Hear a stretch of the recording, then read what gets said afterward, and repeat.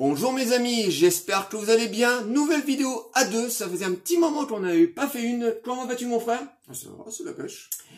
Donc aujourd'hui nous allons vous réaliser une vidéo non pas sur une critique de film ou de saga ou d'un réalisateur, mais on va vous parler de projets avortés, de projets complètement abandonnés par le cinéma, des projets qui nous plaisaient énormément, des projets qui pour ma part auraient fait de très très bons films, mais malheureusement qu'on ne verra jamais, qui restera juste des fantasmes. Donc on vous a concocté 3 films qui nous est très cher à David et à moi, 3 films qui devaient à la base, enfin 2 films qui devaient être à la base réalisés par 2 grands réalisateurs français. Donc tu es prêt pour la vidéo mon frère? Je suis prêt. Donc bah c'est parti.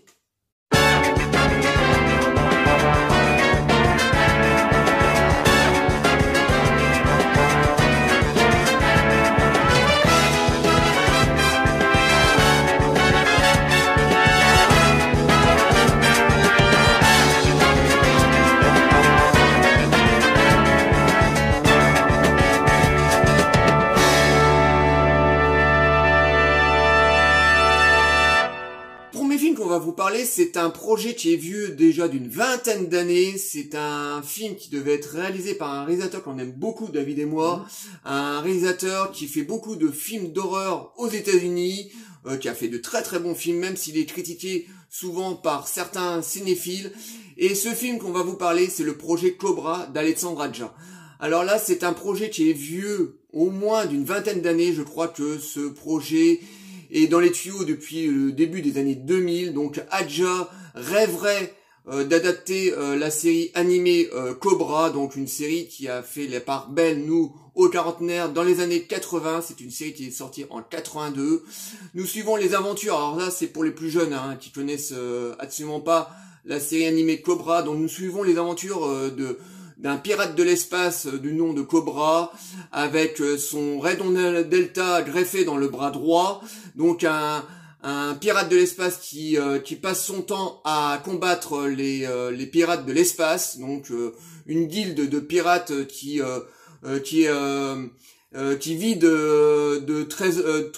tous les trésors de toutes les planètes de la galaxie, dont une série de science-fiction très très riche, avec une énorme vestiaire de créatures différentes et de planètes, donc une série qui a vraiment cartonné dans les années 80 et que nous, les quarantenaires, nous adorons. Et donc, Alexandre Aja a toujours voulu faire une adaptation de Cobra, mais il a toutes les misères du monde pour pouvoir mettre en route son projet. Donc, au début, Alexandre Aja, comme il travaille depuis plus de 10 ans aux États-Unis et qu'il a plutôt un bon rapport avec les studios américains, Aja a proposé le projet Cobra, bien entendu, aux producteurs américains, mais le problème qui se pose, c'est que la série animée Cobra aux États-Unis n'est pas du tout connue et ça n'intéresse absolument pas les producteurs américains. Donc, Aja, ne trouvant pas un financement aux États-Unis, est revenu en France, a commencé à proposer le projet aux producteurs français, mais comme on le sait très très bien, les producteurs français ont des coucougnettes grosses comme des noisettes, on a toujours des problèmes pour financer des films de genre. On est capable de foutre du pognon dans 20 ou 30 comédies pourraves françaises, mais on est incapable de foutre un gros budget dans un film de genre, parce que Aja demande un minimum, je dis bien minimum, 130 millions de dollars pour son projet Cobra, qui est quand même une somme assez conséquente pour un producteur français. Et là, dernière nouvelle, parce que malheureusement le projet piétine depuis des années, et là, dernière nouvelle, il y a un an, quand Aja a fait la promo de Oxygène, le film qui est sorti sur Netflix, les journalistes de Mad Movies lui ont de nouveau posé la question sur le projet Cobra, et d'après Aja, et j'y crois moyen, il aurait enfin trouvé le financement. Voilà, il aurait réussi à convaincre certains producteurs français et aussi des producteurs japonais, donc ça serait une collaboration franco-japonaise. Donc, et ce qui paraît, le projet serait encore dans les rails, mais moi j'y crois de moyen, parce que voilà, ça fait un an que Adja a été interviewé par Mad Movies. Le projet, on n'entend plus du tout parler et moi j'y crois de moins en moins. Et pourtant, pour moi, pour ma part, franchement, une adaptation de Cobra au cinéma, bah je pense que ça serait vraiment mortel parce que c'est une série qui est très très riche. Voilà, on a énormément de personnages. Déjà le personnage de Cobra qui est exceptionnel. Voilà, c'est bon, c'est notre bon vieux Bébel, hein. Voilà, parce que à l'époque, le papa de Cobra s'est calqué sur le personnage de Jean-Paul Belmondo. Voilà, cette nonchalance, ce côté comique, ce côté homme d'action. Donc c'était totalement Jean-Paul Belmondo et tout l'univers qui gravite autour du personnage de Cobra est vraiment très très riche. Bon, bien entendu, ils se sont beaucoup inspirés de l'univers de Star Wars, mais on a ce petit côté western en plus qui vient saupoudrer cet univers de space opéra qui est vraiment excellent. Et moi je rêverais vraiment d'avoir un Cobra au cinéma par Adja parce que moi je le sens vraiment capable de pouvoir supporter un tel projet parce qu'il le mûrit tellement depuis des années. Et toi, qu'est-ce que tu en penses du projet Cobra là? Alors pour moi, le souci avec ces adaptations de manga, de dessins animés japonais, c'est que voilà, chez nous, on a la culture, enfin de plus en plus, hein, parce que c'est arrivé bien sûr dans les années 80 chez nous et même aux États-Unis. Mais le problème, c'est que les Américains, ils ont jamais compris vraiment la valeur de ces dessins animés, la poésie qui peut s'en dégager, toute la science-fiction. Et la violence aussi. Oui, la violence, le sexe, enfin voilà, c'est quand même assez débridé, hein, ce dessin animé de Cobra. Donc les Américains, ça les a quand même bien refroidis. En plus de ça, il y a quand même pas mal de thèmes. Enfin voilà, c'est très riche. Donc Adja, en revenant en France, en proposant ces projets-là aux producteurs français, ben faut pas oublier que les producteurs français les plus gros en France, c'est les chaînes de télé. C'est TF1, c'est France Télévisions, c'est Canal+. Donc que Canal+ refuse, c'est quand même assez mystérieux, mais que TF1 et France Télévisions refusent, c'est tout à fait logique parce qu'en fait, faut avoir leur mentalité. Il faut que le film soit diffusable sur leur chaîne quelques années plus tard. Donc j'imagine bien TF1 avec un projet Cobra, franchement ça fait pas partie de la ménagère quoi. Donc bah voilà, c'est un projet qu'on aurait bien voulu voir en lumière, mis en chantier, ça aurait fait un excellent film. En plus Adja a tout à fait les reins pour assumer un tournage comme celui-là, comme un film de science-fiction. Aux États-Unis, ben voilà, c'est pareil, hein, avec un budget colossal américain, ça aurait été encore mieux. Mais voilà, bon, on espère toujours que ce projet se mette en place. Ça m'étonnerait, vu ce que tu viens de dire, et je suis tout à fait d'accord. Ça m'étonnerait, c'est un projet qui est bien trop long, et j'espère que peut-être que ça sera adapté, peut-être en série télé, on sait pas, c'est un tout petit peu moins cher. Il y a peut-être moins de réticence sur une série télé que sur un film. Mais en tout cas, on l'espère un jour, une adaptation Cobra. Non, mais tout à fait, là, le projet, moi, j'y crois de moins en moins. Le projet est retombé un petit peu, on n'entend plus parler. Bon, Adja, je pense qu'il noie un petit peu le poisson, voilà. Lui-même, il rêverait d'adapter ce manga, parce que c'était un manga qu'il a adoré regarder, il le dit très très souvent, que c'est un manga qu'il adorait quand il était gosse, et que qui s'accroche à cette adaptation. Mais là, c'est le problème, c'est ça, c'est le financement. C'est toujours une histoire de financement. Et le problème, c'est que Adja est très apprécié aux États-Unis, mais que voilà, le manga n'est pas du tout connu aux États-Unis. Donc, enfin, si c'est connu, mais il y a eu tellement de mauvaises adaptations. Ils ont pas cette culture. Ouais, enfin bon, il y a eu Ghost in the Shell il y a pas longtemps, qui a malheureusement pas trop cartonné. Pourtant, l'adaptation était pas mauvaise. Ils avaient un petit peu édulcoré un petit peu l'histoire pour que ça soit facile à comprendre, parce que c'est vrai que Ghost in the Shell version manga, c'était assez métaphysique. C'était assez costaud. Donc ils ont rendu l'histoire beaucoup plus facile, tout en gardant les grosses lignes de l'histoire. Et je trouve que le film était plutôt bien. En plus, visuellement, était vraiment très très joli. Mais malheureusement, voilà, il il a pas eu le succès escompté parce qu'aux États-Unis malheureusement les mangas c'est pas du tout compris comme tu disais, hein, c'est pas leur culture. Eux leur culture c'est le comics américain, donc les films de super-héros, et c'est ça qui a surtout bloqué le projet Cobra aux États-Unis, c'est que voilà les producteurs ne voyaient pas l'intérêt de mettre de l'argent dans un manga qu'ils ne connaissent pas.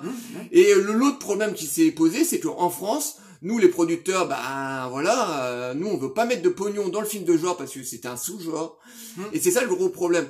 Et voilà, moi j'y crois de moins en moins, et pourtant je vous dis, moi Adja je le vois totalement capable de supporter un projet de cette ampleur avec un tel budget. Sincèrement, moi je le vois totalement maîtriser son film avec un tel beau projet parce qu'il aime tellement le projet Cobra. Mais bon, malheureusement c'est un film qu'on ne verra jamais. Moi j'y crois malheureusement plus.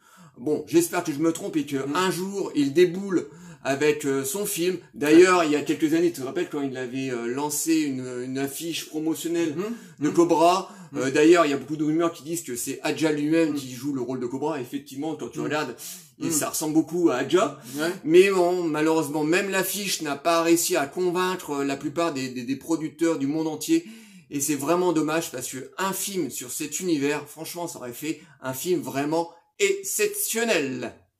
Et là, on va rebondir sur un autre projet français qui ne verra malheureusement jamais le jour, un film qui devait être réalisé par un autre réalisateur français bien aimé en France, qui a réalisé un film il y a quelques années, qui a eu un méchant petit succès qui s'appelle Le Pacte des Loups. Alors je pense que vous avez découvert de qui je parle de Christophe Gans.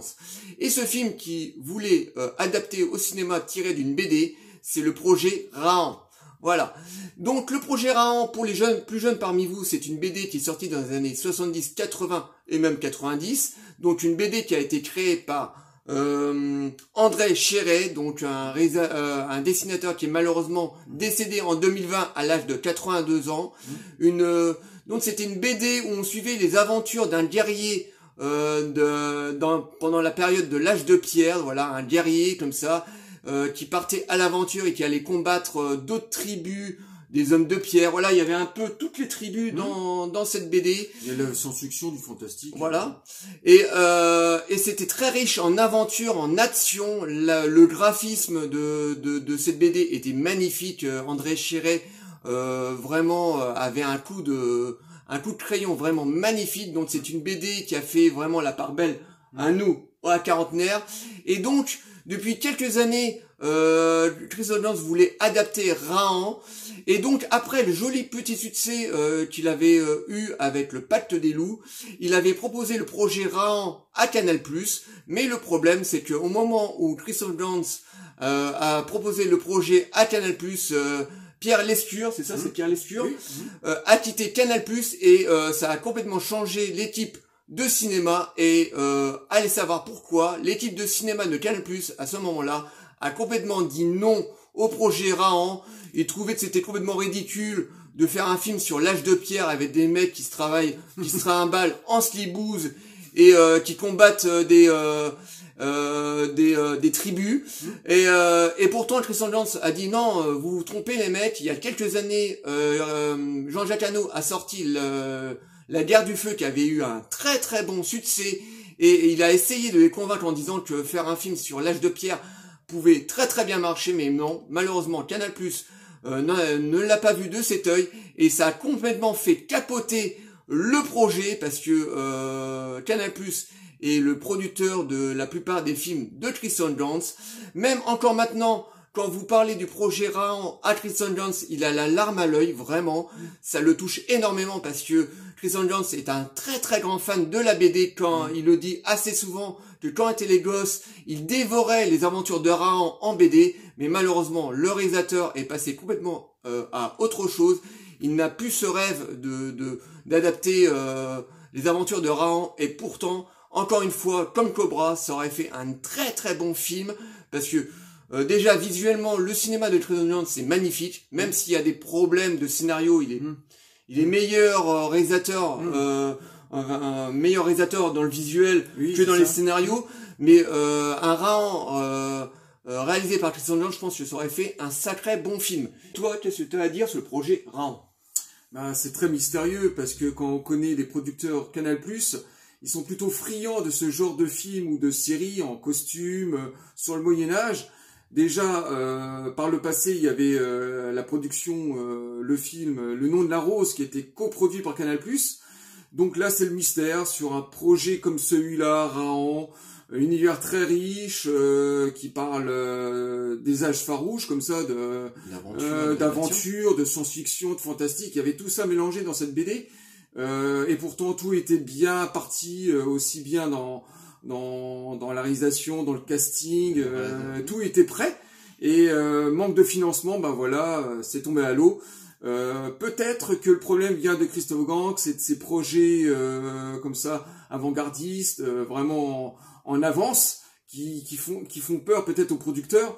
Et je vais aussi en parler aussi d'un deuxième projet qui est tombé totalement à l'eau, et là on comprend pourquoi. C'est le projet Fantomas qui voulait aussi mettre en avant. On sait très bien que de passer derrière des films très populaires à la De Funès et d'adapter une nouvelle version de Fantomas plus adapté comment premier degré comme ça, adapté du roman de l'époque, qui était une sorte d'Arsène Lupin dans les années 30-40. C'était très compliqué, donc voilà, la malédiction continue sur Christophe Gans. On comprend pas. Canal+, pourtant, sont les producteurs idéaux pour ce genre de projet, mais bon, voilà.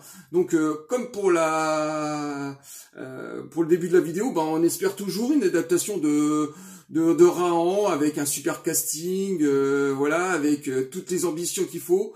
Et Fantomas, c'est pareil. Pourquoi pas un retour et puis au moins que ça se mette en place, quoi. Non, mais moi je pense tout simplement c'est que c'est encore une histoire de financement, voilà. Bon là c'est vrai que c'est bizarre parce que c'est Canal+, ils ont du pognon, mais je pense ils ont les épaules aussi. Oui, non, mais c'est un studio qui est totalement capable de supporter un tel projet, mais voilà, je pense que c'est ça, c'est d'après Christophe Gans, bien sûr, c'est de faire un film sur l'âge de pierre qui aurait rebuté Canal+ en disant voilà, c'est complètement ridicule de faire des mecs qui se promènent en slibard à combattre des tribus, voilà, ils voyaient pas l'intérêt. Malheureusement, voilà, c'est encore un projet qu'on ne verra pas, comme le projet Fantomas, voilà. Et là, en plus, là, avec les années, Christophe Gans a encore plus de mal à mettre en route ses projets de films parce que malheureusement, il a essuyé pas mal enfin il a fait des films malheureusement qui a pas rencontré de très gros succès, donc là Christophe Gans on l'a pas vu depuis un petit moment. La dernière fois qu'on l'a vu c'était pour sa dernière version de La Belle et la Bête, qui a eu un petit succès mais pas un gros succès, et depuis malheureusement on l'a pas revu parce qu'il a tous les peines du monde à réunir des budgets pour ses projets, et c'est vraiment dommage parce que c'est vraiment un de nos réalisateurs préférés. Et donc le projet Rahan, c'est pareil, là c'est mort, on verra jamais une adaptation Rahan, alors peut-être un jour par un autre réalisateur, allez savoir, mais franchement encore une fois comme Cobra, je pense que ça aurait fait un très très bon film d'aventure et d'action. C'est dommage. Et pour finir la vidéo, on va vous parler de d'autres projets très rapidement, de films qui ne verront malheureusement pas le jour. Alors le film qu'on va vous parler, c'est encore adapté d'un manga, un manga qui a cartonné en 1989, c'est le manga Akira. Donc Leonardo DiCaprio est sur les rangs depuis des années, il est prêt à être le producteur de cette adaptation, mais malheureusement ça piétine méchant. À un moment, DiCaprio nous annonce que le projet est en route, et puis 2 mois après, il nous annonce que le projet est à l'arrêt, donc on sait pas vraiment où en est ce projet Akira. Enfin, moi, c'est vraiment un projet un petit peu casse-gueule pour ma part, parce que Akira est quand même une histoire assez dense, avec des personnages vraiment très très bien écrits, c'est jeune avec ses super motos, avec ses super pouvoirs, mais c'est quand même une histoire quand même assez dense. Si ils doivent faire une adaptation d'Akira, je pense qu'ils vont être obligés d'édulcorer un petit peu l'histoire comme ils ont fait avec Ghost in the Shell, et ça risque faire une version plus américaine. Voilà, plus simple à comprendre, et je pense que ça risque de casser un petit peu l'histoire d'Akira. Ça a marché plus ou moins avec Ghost in the Shell, je sais pas si ça marcherait avec l'histoire du manga de Akira. Donc là, le projet, il est au point mort. Il y a quelques années, il y avait aussi un autre film d'un autre manga qui devait être adapté, cette fois pas par les Américains ni les Français, mais par les Italiens. Et c'était une adaptation de Goldorak. Alors là, on était vraiment dans une production de série B, parce que les Italiens avaient commencé à travailler sur le projet. Il y avait pas seulement que les Italiens, c'était une production européenne. T'avais des idées français, ou même des scénaristes français qui voulaient travailler sur le projet, mais bon, le souci c'est que voilà, il y a des problèmes de droit. On était aussi dans la période où le manga a été mal adapté, en fait. Et puis ça intéressait bien sûr le Gonagai, le producteur de la série, mais comme le manga au Japon a jamais eu vraiment de succès, c'était la trilogie des robots géants, donc les Mazinger avaient bien marché, mais Goldorak c'était le segment qui avait pas du tout marché au Japon, donc ça marchait en Europe, mais pas forcément au Japon, ni aux États-Unis, encore moins aux États-Unis, qui est pas connu du tout. Donc ça fait que les Européens étaient intéressés, mais il fallait énormément d'argent, et les Italiens avaient peut-être pas les épaules. Peut-être qu'en France, nous, on a beaucoup plus les épaules. Mais bon, voilà, c'était ce projet-là, effectivement, on a entendu parler pendant des années, voire des mois, qui verra peut-être jamais le jour, à part un film d'animation qu'on a eu.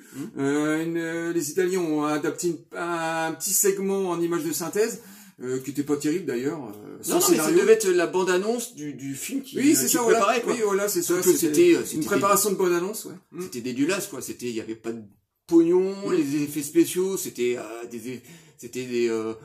vraiment des trucs presque basiques, quoi. Goldorak, voilà, c'était vraiment, on sentait qu'il y avait pas de budget, quoi. Et heureusement d'un côté que le projet n'a pas été lancé, parce que je pense encore une fois, c'est encore une histoire de budget qu'ils n'ont pas réussi certainement à réunir. Voilà, pourtant, comme tu disais, c'est une collaboration européenne, et ils n'ont pas réussi à mettre tout ça en route, à regrouper tout ça. Je pense que le scénario et le casting devaient commencer à être mis sur pied, mais non, malheureusement, le projet a vite capoté. Ils ont balancé. Pourtant, je veux te dire, et pourtant, il y avait le moyen de faire un scénario, parce que dans Goldorak, c'est ça, c'est que c'est assez manichéen, il y a le bien contre le mal. Voilà, c'était beaucoup plus adapté pour un public mondial que seulement japonais, parce que Mazinger c'était beaucoup plus compliqué, on est plus dans les valeurs japonaises que Goldorak. Donc c'est ça qu'on n'arrive pas à comprendre, ça aurait pu adapter au monde entier, quoi. Voilà. Oui, non, mais bon, dans un sens, c'est pas plus mal, parce que le projet partait vraiment très très mal. D'après les premières images qui avaient fait la bande-annonce, c'était une première bande-annonce, attention, fallait pas non plus se baser là-dessus. C'était franchement pas top, c'était dégueulasse, quoi. Alors donc heureusement qu'ils ont pas sorti une adaptation comme ça un peu foireuse avec un manque de budget, parce que ça aurait été un film qui aurait été directement balancé dans les vidéoclubs, parce qu'à l'époque c'était dans les années 90. Ça aurait été balancé directement en DVD, et puis ça aurait été un film complètement bidon. Et si c'est pour entacher une grande série animée comme Goldorak, heureusement qu'il n'y a pas eu d'adaptation film. Donc voilà, j'espère que cette petite vidéo sur ces adaptations qu'on ne verra malheureusement jamais au cinéma vous aura plu. On va faire le petit message de fin. Likez, abonnez-vous. Envoyez-nous des commentaires, dites-nous ce que vous pensez des films qu'on vous a proposés, on vous répondra toujours avec plaisir. Et on vous dit à très bientôt. Ciao les amis.